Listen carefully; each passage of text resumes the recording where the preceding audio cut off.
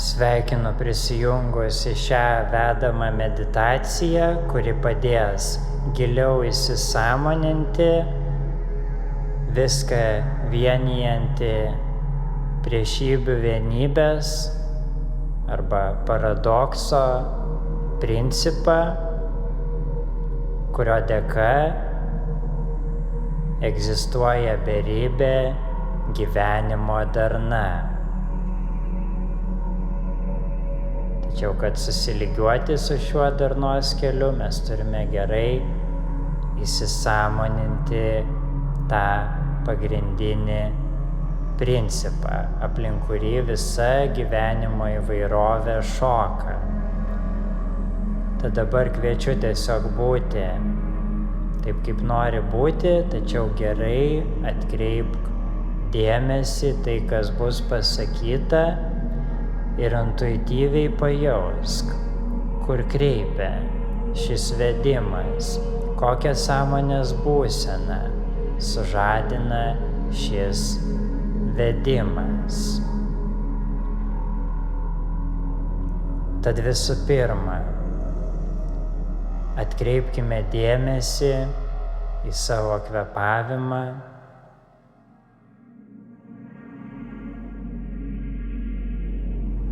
į tą vienybę tarp įkvėpimo ir iškvėpimo.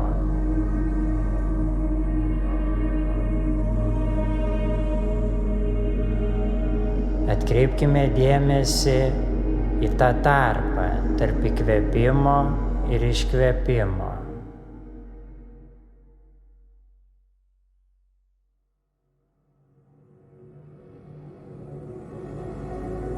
tą neutralų centrą, iš kurio yra išstumiamas oras ir į kurį yra įtraukiamas oras. Lygiai taip pat kaip ir širdies plakimas, pajauskime tą tarpą tarp kraujo išstumimo ir įtraukimo.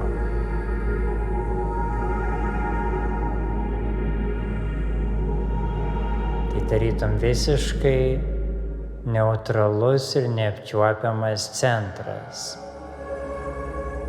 kuris nei juda, nei nejuda, tačiau kurio dėka ir pasireiškia tos visos priešybės.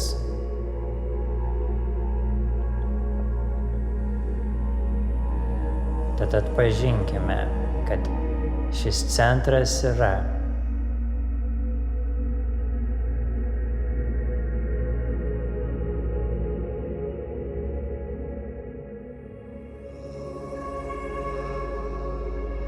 Ir lygiai taip pat mes galime atpažinti tai išorėje, kaip mainosi tamsa ir šviesa, diena ir naktis, įvairios vyriškos ir moteriškos energijos apraiškos, ir taip pat jos kartu kuria vis kažką naujo tarpusavyje. Taip kaip tarp vyro ir moters gali užgimti vaikas, tad tos visos skirtingos priešybės visada susitinka centre, kuriame vyksta vis atsinaujinanti kūryba, kuri kuria naujas priešybės ir naujas jų sąjungas.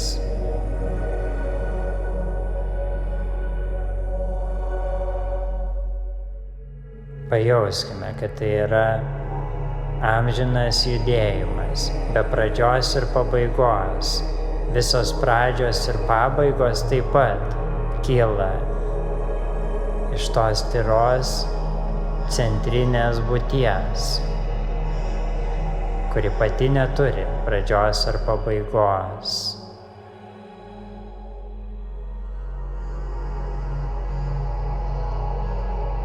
Pajauskime tą tiesą, kuri negali būti sukaustyta.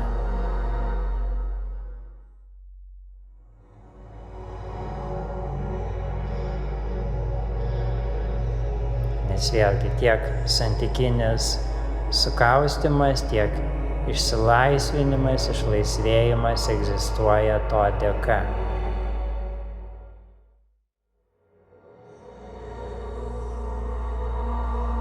Dabar pajauskime tą aiškumo būseną, kuri nesiremia į jokius šališkumus.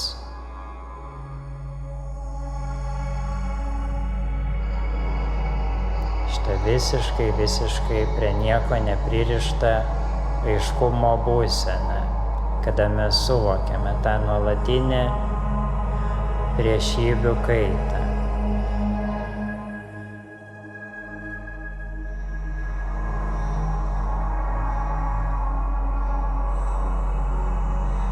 Kaip formos atsiranda ir išnyksta, ir iš karto kyla naujos formos ir išnyksta. Vienos tiesos keičiasi į kitas.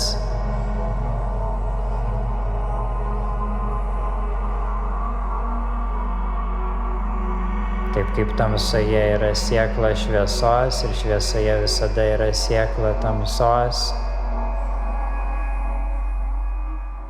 pajauskime tą centrą, kuris jungia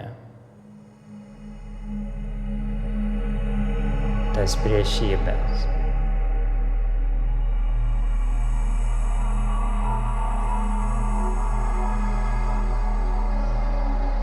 Tai yra gyvas atskaitos taškas viskam, kas vyksta. Iš čia mes galime aiškiai jausti gyvenimo darną ir jausti savo vienybę su ja.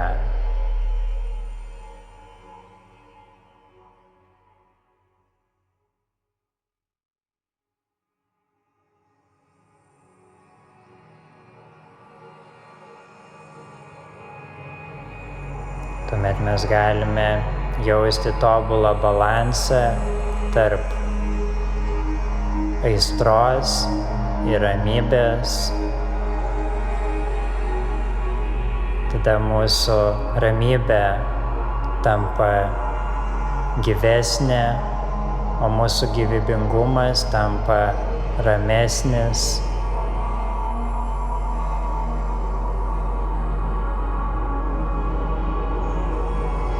Nes visos priešybės vienas kitas tobulai balansuoja.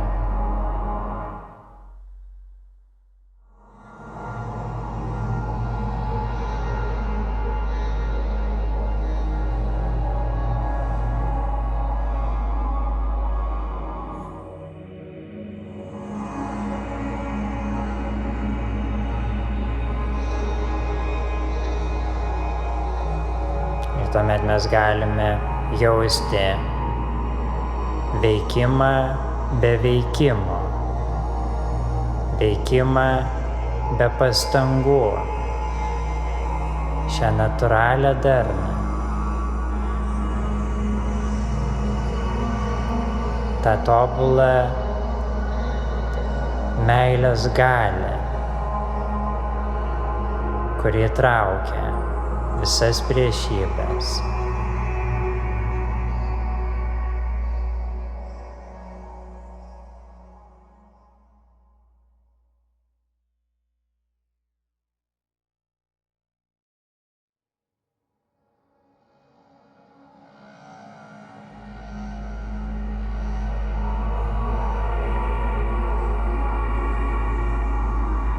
Kaip valia kuria likimą ir likimas kuria valią,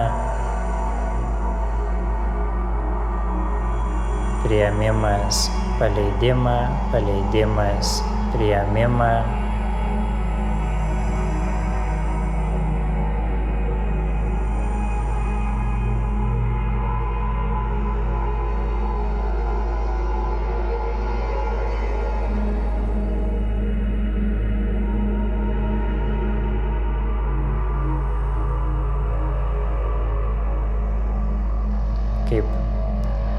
įvairūs atradimai nuolatos atsinaujina,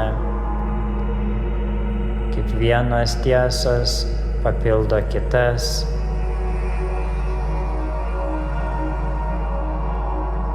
Kaip išbaigtumas kuria naują smalsumą ir smalsumas kuria naują išbaigtumo pojūtį.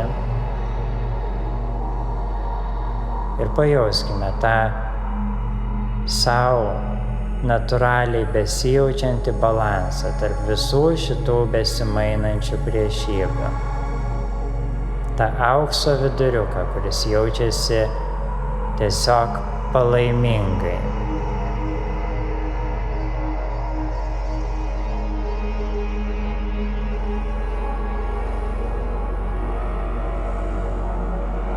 Tiesiog leiskime savo atsipalaiduoti į savo natūralią būseną.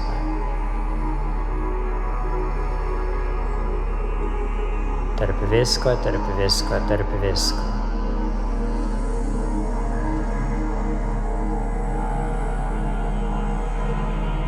Ir tegul ši būsena mus veda per viską. Tegul ši sąmonės būsena, šis beformis aiškumas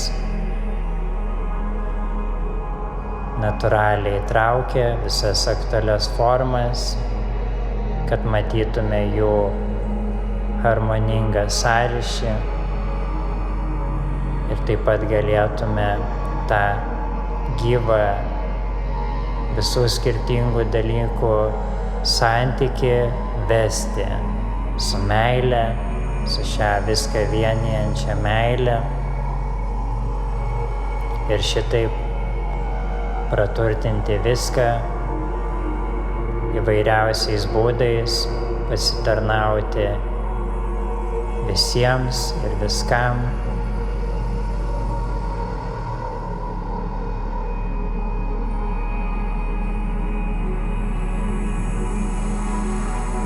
Su niekuo nesitapatinant, tačiau gyvoje tėkmėje su viskuo sutampant.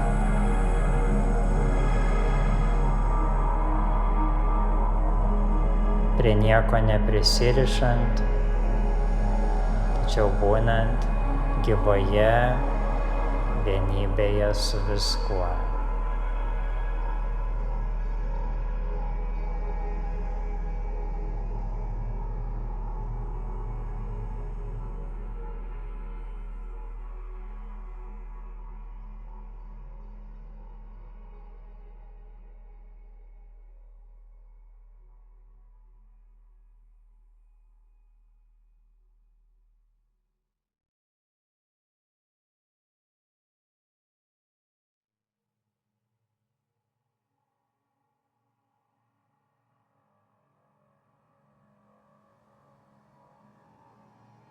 Atpažinkime tą tikrą, gyvą vienybę, kuri peržengia tiek atskirumo, tiek vienybės idėjas.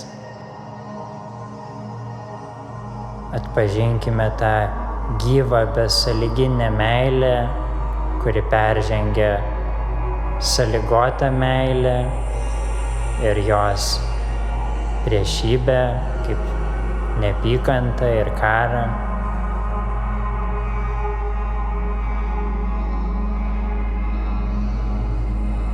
Tad kad ir ką įvardinsime, tai gali būti paversta į sąlygotą idėją, tačiau tikroji gyvoji tiesa, išmintis, meilė, laimė yra būtent tai, kas nėra sąlygota. Dar prieš visus įvardinimus. Tai yra ir tu dabar tai intuityviai atpažįsti. Tad dabar yra kvietimas ir toliau puoselėti šitą pajautą ir leisti sau į ją remtis tarp visų gyvenimo situacijų.